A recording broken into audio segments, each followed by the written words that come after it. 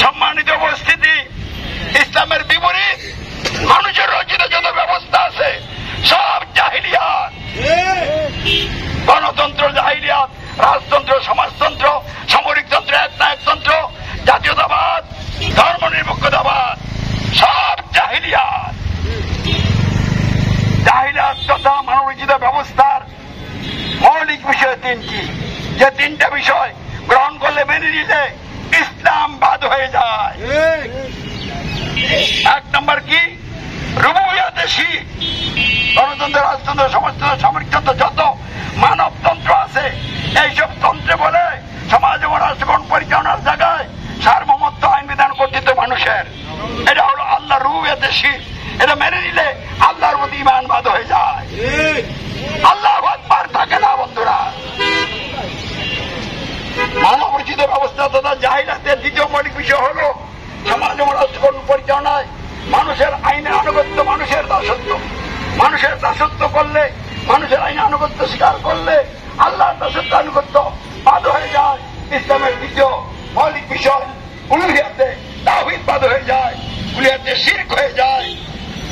আশহাদু আল্লা ইলাহা ইল্লাল্লাহ সাক্ষ্যঙ্কার আর থাকে না। মানবরচিত ব্যবস্থা তথা জাহিলিয়াতের দ্বিতীয় মৌলিক বিষয় হল ইতাআতে শিরক, অর্থাৎ মানুষের তীরে আইন বিধান দিয়ে যারা নেতা সরকার, তাদের আনুগত্য, অনুকরণ। এইসব নেতাদের আনুগত্য, অনুকরণ করলে রাসূলের শর্তের আনুগত্য বাদ হয়ে যায়।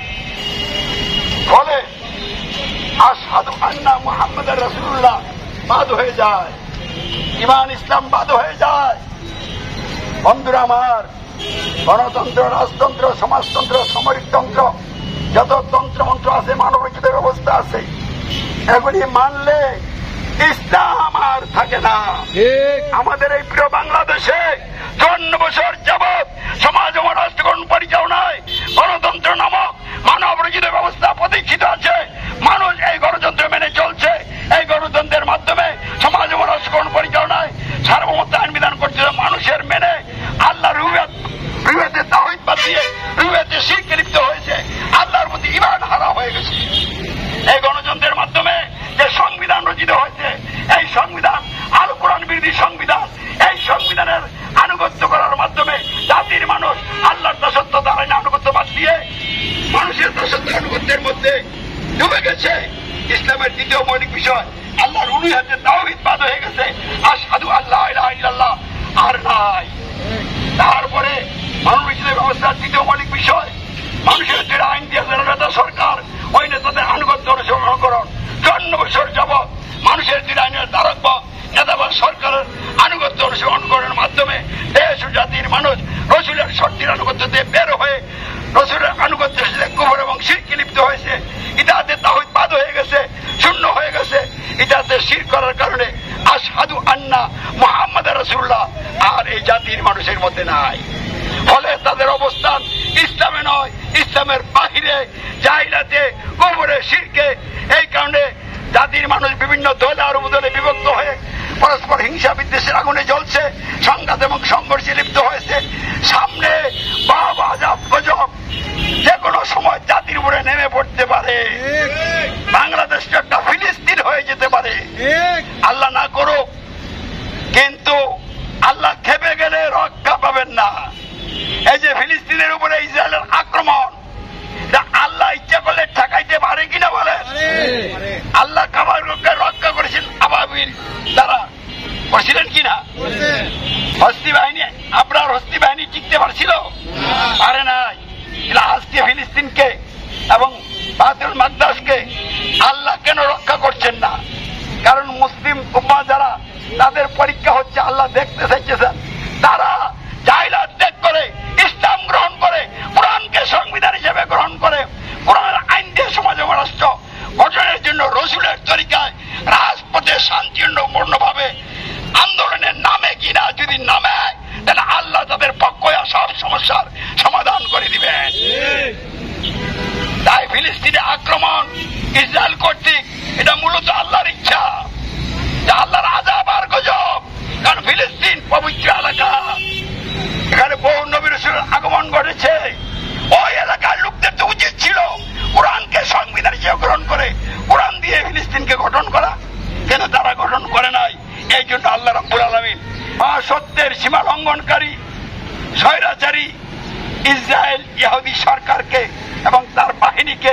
ফিলিস্তিনি মানুষের উপরে আল্লাহ রাব্বুল আলামিন এমন ভাবে নামায় দিচ্ছেন, নারী পুরুষ সকলে নির্বিচারে হত্যা হচ্ছে।